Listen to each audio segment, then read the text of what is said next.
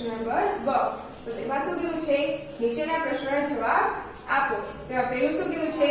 1000 ના આધારે 2824 નું અક્ષાંશ મૂલ્ય લખો. તો 2824 રહ્યા એ કોની નજીક છે? તો કે એ 3000 ની નજીક છે ને, તો તેનું અક્ષાંશ મૂલ્ય શું થશે? 3000. હવે જોઈએ બીજું. તો તેમાં શું કીધું છે? 65 ને રોમન સંખ્યામાં લખો. તો 60 + 5 એટલે 60 ને રોમન સંખ્યામાં શું લખાય? LX + 5 ને તો કે V એટલે કે LXV. હવે કીધું છે ત્રીજું XCVII ને III ને આંતરરાષ્ટ્રીય પદ્ધતિમાં લખો. તો શું લખાય? તો કે XV એટલે કે 90 + 8 એટલે કે 98 અને શું લખાય? 90 + 8 એટલે કે 98. હવે જોઈએ ચોથું. તો તેમાં શું કીધું છે? 60900 ની તરત આગળની સંખ્યા એટલે કે તેના પહેલાની સંખ્યા શું હતી? તો કે તરત આગળની સંખ્યા તો કે 60899. પછી 60900 થાય એટલે કે 60899 એ શું છે? તેના આગળની સંખ્યા. હવે જોઈએ આપણે પાંચમું. શું કીધું છે પાંચમા? નીચેના પ્રશ્નોના જવાબ આપો. નીચેના પ્રશ્નોના જવાબ આપો. શું કીધું છે પહેલું? તો કે એક પાત્રમાં 4 કિલોગ્રામ અને 500 ગ્રામ દહીં છે, તેમાંથી 25 ગ્રામની ક્ષમતા વાળા કેટલા કપ ભરી શકાય? તો જો આપણે જોઈએ તો કે 1 કિલોગ્રામ 1 કિગ્રા બરાબર કેટલા ગ્રામ? તો કે 1000 ગ્રામ. તો આપણે કેટલું કીધું છે? તો કે 4 કિલોગ્રામ કીધું છે, તો 4 કિગ્રા બરાબર કેટલું થાય? તો કે 1000 × 4 એટલે કે 4000. તો આપણે 4000 ગ્રામ વત્તા બીજા કેટલા છે માથે? 500 બરાબર 4500 ગ્રામ. તો આપણને કીધું છે કે એક પાત્રમાં કેટલું ઘઉં સમાય છે? આટલું. તો 25 ગ્રામની ક્ષમતા દર્શાવતા કેટલા કપ ભરી શકાય? તો આપણને કીધું છે તો કે 4500 છે એનામાં 1 કપ ભરી શકાય છે, તો 2500 ના કપ કેટલા ભરી શકાય? તો શું થશે? તો કે 4500 છેદમાં 25 આમ થશે એટલે કે શું થશે? તો કે 45 × 100 એટલે કે છેદમાં 25. આમ ભાગ પાડી શકીએ ને 45 ના, તો 25 ચોક 100 તો 4 પંચું 5 ચોક 20 અને ચોકો 16 17 ને 18 એટલે કે 180. આ શું મળ્યા? કપ એટલે કે 180 કપ ભરી શકાય. તો કેટલા કપ ભરી શકાય? તો કે 180 કપ. તો આપણે કેટલા મળી ગયા? 4500 ગ્રામ મળ્યા હતા. તો આપણે કીધું હતું કે ક્ષમતા કેટલી છે? તો કે આ છે ગ્રામ, આ છે ક્ષમતા, આ છે કપ. તો ગ્રામ જ્યારે 4500 હોય ત્યારે 1 કપ ભરી શકાય, તો 25 ગ્રામ ને કેટલા કપ ભરી શકાય? તો કેટલા આવશે? 180 કપ. હવે જોઈએ બીજું. શું કીધું છે? ગુણાકારોના ગુણધર્મના ઉપયોગથી સાદુરૂપ આપો. શું કીધું છે? ગુણાકારોના ગુણધર્મથી સાદુરૂપ આપો. તો એનું સાદુરૂપ આપણે આપી દઈશું. તો શું થશે? આપણે તો કે આપણે પેલા 8 છે તો એને આપણે શું કરીશું? તો કે 8 × 125 અને પછી તો કે ગુણ્યા 1779 એટલે કે આપણે અગાઉ કરતા હતા એ મુજબ આપણે આમાં શું કરીશું? તો કે ક્રમ અને જૂથ બદલીશું. તો શું છે? 8 × 1779 × 125 આમ છે ને. તો આપણે આમાં ક્રમ અને જૂથનો નિયમ વાપરીશું. તો ક્રમ બદલીએ અને જૂથ પણ બદલીએ એટલે કે 125 આ થઈ ગયું એક આપણું જૂથ, અને બીજું શું થશે ગુણાકારમાં? તો કે ગુણ્યા 1779 એ શું થશે? તેના ગુણ્યા.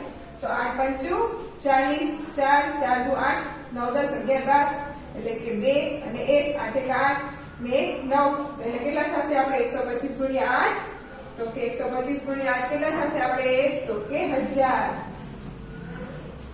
હવે 125 × 8 આપણે કેટલા થશે? યસ 1000 અને ગુણ્યા 1779 તો 1769 ગુણ્યા 1000 કરીએ તો કેટલા થશે? તો કે યસ 1769 અને આ 3 0 તેની પાછળ લગાડી દેવાના એટલે થઈ જશે 17,69,000. આ શું મળી ગયું આપણને? આનું સાદુરૂપ. તો ફ્રેન્ડ્સ થઈ ગયું ને બધાને? સમજાઈ ગયું? હવે શું કરવાનું છે? પ્રશ્ન નંબર ત્રીજો શું કીધું છે? 70, 105 અને 175 નો ગુસા શોધો. શું શોધવાનું છે આપણે? ગુસા. તો ચાલો આપણે શોધી લઈએ. શું છે આપણી રકમ? તો કે 70, 105 અને 175. તો સૌથી પહેલા આપણે 70 ના અવયવ કરી લઈએ. તો 70 છે એને 2 વડે ભાગી શકીશું? તો કે હા, 2 કરી 6, 2 પંચા 10. હવે 2 વડે ભાગ ચાલી શકશે? તો કે ના, એટલે કે 3 વડે. તો 3 વડે પણ નહીં ચાલે, એટલે 5 વડે. એટલે કે 5 સત્તુ 35 અને 7 એકા 60. હવે કરીએ 105 ના અવયવ. 105 ના અવયવ કરી તો 3 વડે ભાગ ચાલશે? તો 3 તરી 9, 3 તરી 9 થશે. તો 1 બચ્યું એટલે 15, 3 પંચું 15. તો હવે 5 વડે ભાગ ચાલશે? 5 સત્તુ 35 અને 7 એકા 60. હવે 175. 175 છે તો 3 વડે ભાગ ચાલશે નહીં, એટલે ચલાવીએ આપણે તો કે 3 વડે. તો 3 પંચું 15 અને 3 પંચું 15. તો 15, 16 ને 17 એટલે કે 27. 3 પંચું 15, 3 સત્તુ 21, 3 અઠ્ઠું 24. એટલે ભાગ ચાલશે નહીં 3 વડે. આપણે કેટલા વડે ભાગ ચલાવીશું? તો કે 5 વડે. તો 5 વડે ભાગ ચલાવીએ તો 5 સરી 15 ને 2 એટલે 5 ચોક 25. એટલે 5 વડે ભાગ ચલાવીએ. 5 સત્તુ 35, 7 એકા 60. તો આપણે આમાં લખી લઈશું તો કે 70 બરાબર કેટલા મળ્યા? તો કે 2 ગુણ્યા 5 ગુણ્યા 7. પછી તો કે 105 માં 105 બરાબર કેટલા મળ્યા? તો કે 3 ગુણ્યા 5 ગુણ્યા 7. અને 175. તો 175 માં કેટલા મળ્યા? તો કે 5 ગુણ્યા 5 ગુણ્યા 7. તો હવે આપણે શું શોધવાનો કીધો છે? તો કે ગુસા. ગુસા કીધો છે શોધવાનો. તો ગુસા બરાબર આપણે કઈ સંખ્યા લેવાની કે જે ત્રણેયમાં આવતી હોય? તો આ 2 આમાં છે તો આમાં આવે છે? તો કે ના.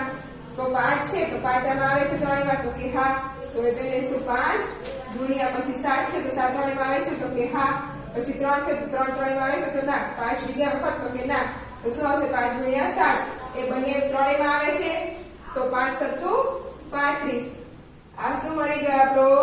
ગુસા. કે ગુસા શું મળ્યો? 35. તો ફ્રેન્ડ્સ સમજાઈ ગયો દાખલા નંબર 3. હવે જોઈએ આપણે દાખલા નંબર 4. તો શું કીધું છે? સરવાળો શોધો. 150 વત્તા -125 વત્તા -200 વત્તા 300 અને 125. આ બધાનો શું કરવાનો છે? આપણે સરવાળો શોધો. સરવાળો કરવાનો છે. તો ચાલો આપણે જોઈ લઈએ. શું કીધું છે? 150 વત્તા -125 પછી વત્તા -200 વત્તા 300 વત્તા -25. તો હવે માઈનસ હોય, માઈનસ પ્લસ માઈનસ થઈ જશે એટલે કે બરાબર 150 -125 -200 વત્તા 300 -25. તો હવે આ બંને પ્લસ છે એટલે બંનેનો સરવાળો થશે એટલે કે 150 અને 300 એટલે કે 450 માઈનસ આ બધાની શું થશે? બાદબાકી એટલે કે 200 અને 300 300 ને 350 એટલે કે 350 થશે. આ બધાનો સરવાળો માઈનસ વાળાનો એટલે 450 માંથી 350 જાય તો કેટલા આવશે? 100. તો સરવાળો આપણો શું થયો? 100. શું મળશે આપણો સરવાળો? યસ 100. હવે જોઈએ આપણે પાંચમું. શું કીધું છે? સાદું રૂપ આપો. 2/3 વત્તા 4/3 અને 1/2. તો ફ્રેન્ડ્સ આ બધાએ જોઈ લીધું ને? તો ચાલો હવે આપણે આગળ જોઈ લઈશું. શું કીધું છે સાદું રૂપ આપવાનું? તો કે 2/3 વત્તા 3/4 વત્તા 1/2. પછી છેદ સરખા નથી તો આપણે શું કરવાનો? લસા લેવાનો. તો લસા શેનો લેવાનો? તો કે 3, 4 અને 2 નો. તો 2 વડે ભાગ ચાલે તો 2 દુ 4, 2 કા 2 વળી 2 વડે તો 2 કા 2, 2 કા 2, 3 વડે તો 3 એકા 3. તો લસા શું આવ્યો? તો કે લસા બરાબર 2 ગુણ્યા 2 ગુણ્યા 3. એટલે કે 3 દુ 6 6 દુ 12. તો અહીંયા કણે હવે 12 લેવા હોય તો 3 ને કેટલા વડે ગુણવું પડે તો 4 વડે.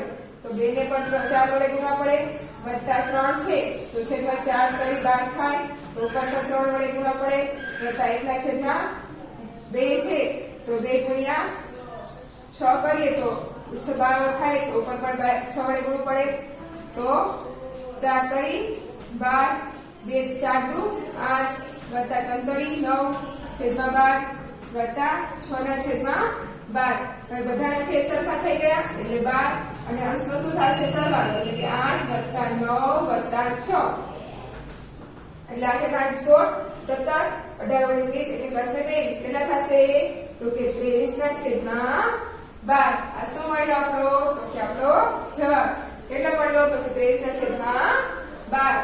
ઓકે ફ્રેન્ડ્સ સમજાઈ ગયું ને બધાને? તો ચાલો હવે જોઈએ આપણે બ શું કીધું છે તો કે નીચેના પ્રશ્નના જવાબ આપો. શું કીધું છે નીચેના પ્રશ્નના જવાબ આપો. સંખ્યા રેખાઓના ઉપયોગથી શોધો. શું કીધું છે સંખ્યા રેખાના ઉપયોગથી શોધવાનું છે. તો ચાલો આપણે જોઈ લેશું. તો આપણે સૌથી પહેલા સંખ્યા રેખા દોરવાની થશે ને તો ચાલો આપણે એક સંખ્યા રેખા દોરી લઈએ. સંખ્યા રેખા ઉપર આપણે કેટલા કીધા છે શોધવાના તો કે 9 વત્તા -6 એટલે શું થઈ જશે તો કે 9 - 6 એમ થઈ જશે ને. તો આપણે અહીંયા કણે 0 1 2 3 4 5 6 7 8 9 10 અને -1 -2 અને -3. તો શું કીધું છે 9 - 6 તો 9 છે એમાંથી શું કરવાના છે 6 બાદ કરવાના છે. તો 1 2 3 4 5 ને 6 કેટલા બાદ કરે તો કે 1 2 3 4 5 ને 6 તો 6 બાદ કરે તો ક્યાં પહોંચ્યા તો કે 3 એટલે કે 9 - 6 બરાબર 3. તો શું જવાબ આવ્યો આપણો 3. હવે જોઈએ આપણે બીજું. તો તેમાં શું કીધું છે કોણ માપકની મદદથી 65 અંશનો માપખૂણો તો બનાવો. કેનાથી દોરવાનો છે તો કે કોણ માપકની મદદથી. તો આપણે કોણ માપક લઈ લઈએ અને કોણ માપકની મદદથી કેટલો કરવાનો છે તો કે 65 અંશનો ખૂણો. તો આપણે 65 અંશનો ખૂણો લઈ લઈએ. 65 ક્યાં થાય છે તો કે અહીંયા કણે આ થાય છે 65. તો આ થઈ ગયો આપણો 65 અંશનો ખૂણો. આ ખૂણાનું નામ શું આપી દઈશું આપણે તો કે A B C અને અહીંયા કણે 65 અંશ. આ શું થઈ ગયો આપણો કોણ માપકની મદદથી 65 અંશનો ખૂણો તૈયાર થઈ ગયો. ઓકે હવે શું કીધું છે ત્રીજામાં કે 12 અને 18 નો લસા શોધો. કોનો લસા શોધવાનો છે 12 અને 18 નો. તો 12 અને 18 તો બંને 2 વડે ભાગી શકાશે. તો 2 6 12 2 9 18 હવે 2 વડે ભાગી શકાશે તો 2 તરી 6 અને 9 એમના એમ. હવે 3 વડે ભાગશે તો 3 એકા 3 3 તરી 9 અને 3 એકા 3. તો લસા શું મળ્યો આપણો તો કે લસા બરાબર આ બધી સંખ્યા એટલે કે 2 ગુણ્યા 2 ગુણ્યા 3 ગુણ્યા 3 એટલે 2 દુ 4 અને 3 તરી 9 9 એકા 9 9 દોઢા 9 તરી 7 9 ચોક 36. શું મળ્યો આપણો લસા તો કે 36. તો ફ્રેન્ડ્સ સમજાઈ ગયું ને અત્યાર સુધી બધું આપણે જે શીખ્યા એ તો આમાં 1 થી 7 ચેપ્ટરનું બધું આવી ગયું. તો ફ્રેન્ડ્સ બધાને સમજાઈ ગયું ને અને બધાને આવડી પણ ગયું ને વેરી ગુડ. તો ચાલો અહીંયા આપણે મૂલ્યાંકન પૂરું થઈ ગયું. ઓકે તો ચાલો હવે આપણે આગળ જોઈ લઈએ. Okay bye thank you.